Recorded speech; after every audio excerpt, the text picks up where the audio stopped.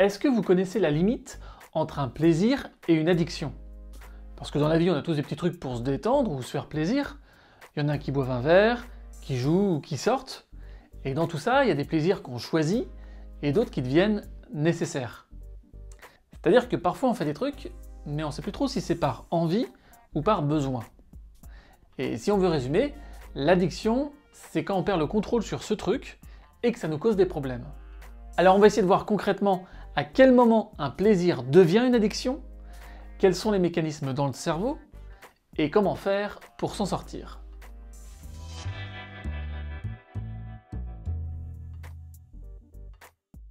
Pour commencer à parler d'addiction, il faut déjà voir à quoi on peut être addict. Parce que la liste est longue. Il y a d'abord les produits légaux, l'alcool, le tabac, ça c'est assez connu, mais il y a aussi certains médicaments, comme les somnifères ou les antidouleurs, et le protoxyde d'azote, ça on en a parlé dans une autre vidéo. Et puis il y a les produits illégaux, le cannabis, la cocaïne, l'ecstasy, l'héroïne, et pas mal d'autres trucs, mais on va pas tout citer. Donc ça c'est pour les produits, mais on peut aussi être addict à des comportements, comme les jeux vidéo ou les jeux d'argent, pour ne citer que les plus connus.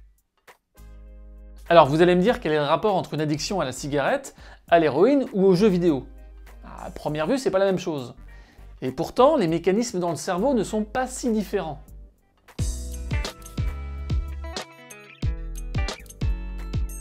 Dans le cerveau, les neurones communiquent entre eux en s'échangeant des neurotransmetteurs.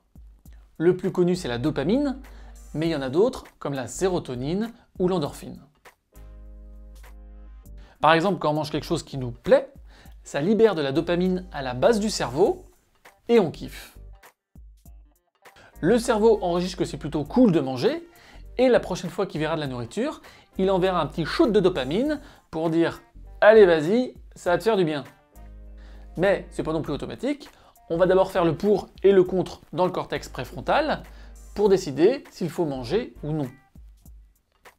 Donc ça c'est le fonctionnement normal du cerveau, mais en cas d'addiction, le système est déréglé, parasité, hacké, buggé. Les trucs qui nous rendent addicts provoquent un état de bien-être artificiel, mais plus intense. Par exemple, la prise d'amphétamine libère un raz-de-marée de dopamine dans le cerveau. C'est le super kiff. De leur côté, les jeux vidéo envoient aussi de la dopamine, mais plutôt par petits shoots à chaque réussite. Et quel que soit le mécanisme, le cerveau aime ça. Il enregistre que ça lui fait du bien, et il a envie de recommencer. Et parfois au détriment des autres priorités. Au début, le cortex préfrontal fait bien le pour et le contre. Mais rapidement, il peut passer ça en mode automatique. C'est tellement agréable, il ne voit pas pourquoi il s'en priverait. On le fait alors sans réfléchir, et c'est là qu'on perd le contrôle. Bon, bien sûr, tout ça, c'est pas qu'une histoire de dopamine. Les effets sur les neurones sont beaucoup plus complexes. Et puis ça dépend des gens et ça dépend des substances. Mais globalement, le truc qui nous rend addict va se faire une bonne place dans notre cerveau, et ça va être très dur de lui résister.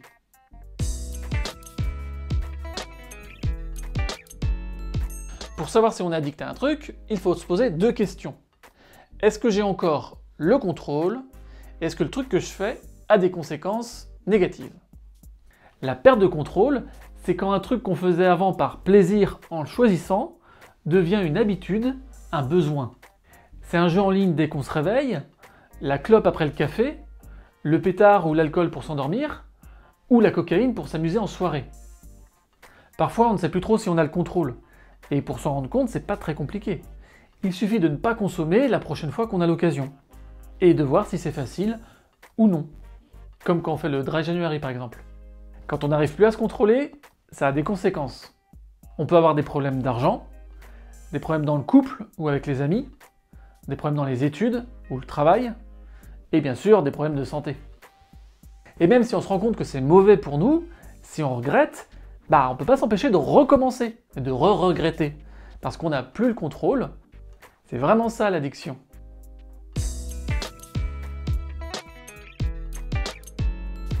Dans tout ça, j'ai pas parlé de dose ou de fréquence, parce que c'est pas forcément lié. C'est vraiment une histoire de contrôle et de conséquences. Par exemple, je me suis fait 4 heures sur un jeu vidéo. Bon, si j'avais prévu de passer 1 heure et que j'ai pas réussi à m'arrêter et que j'oublie mes gamins à l'école, oui, là c'est un problème. Ça marche aussi si on révise pas pour ses examens et qu'on foire ses études. Mais si c'était mon jour de congé et que j'avais envie d'un après-midi à jouer, bah là c'est clairement différent. Donc c'est pas forcément une histoire de dose. On entend parfois qu'une personne n'est pas addicte parce qu'elle ne consomme pas tous les jours. Mais là encore, il faut réfléchir en termes de contrôle et de conséquences. On peut ne jamais boire d'alcool en semaine, mais se mettre minable à chaque soirée sans pouvoir s'en empêcher. Ou même une seule fois par mois si on claque sa paye dans des jeux d'argent et qu'on se retrouve en difficulté. Là aussi, il y a sûrement un problème d'addiction. Et enfin, j'ai pas fait de distinction entre les substances légales ou illégales, car cette distinction n'est pas scientifique, et en fait, elle varie selon les pays et les époques. Le cannabis est par exemple accessible à la vente au Canada pour les personnes majeures, et en France, même si l'alcool et le tabac sont des drogues autorisées, elles tuent 300 personnes par jour. Donc la distinction légale ou illégale, c'est surtout culturel, et ça n'est pas corrélé à la dangerosité du produit.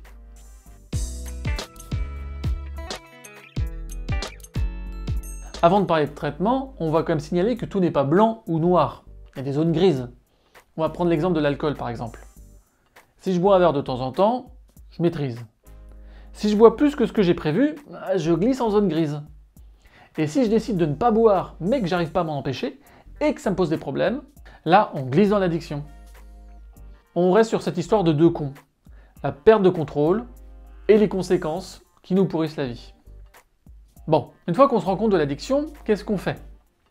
Comme c'est une maladie, on va chercher des soignants. Un médecin, un psy, un centre de soins comme le XAPA pour les adultes, ou les CJC pour les ados. Il y a forcément quelqu'un, pas loin, qui peut aider. C'est pas impossible d'arrêter tout seul, mais parfois c'est très dur. Et puis ça peut même être dangereux. Donc mieux vaut avoir des alliés dont c'est le métier. Il y a aussi des sites et des chats en ligne, Drogue Info Service par exemple, ou Fil Santé Jeune pour les ados. Et c'est là que vous pouvez mettre en pause la vidéo si vous voulez noter. Donc trouver des alliés, c'est la première étape. On peut aussi trouver des alliés dans la famille ou les amis.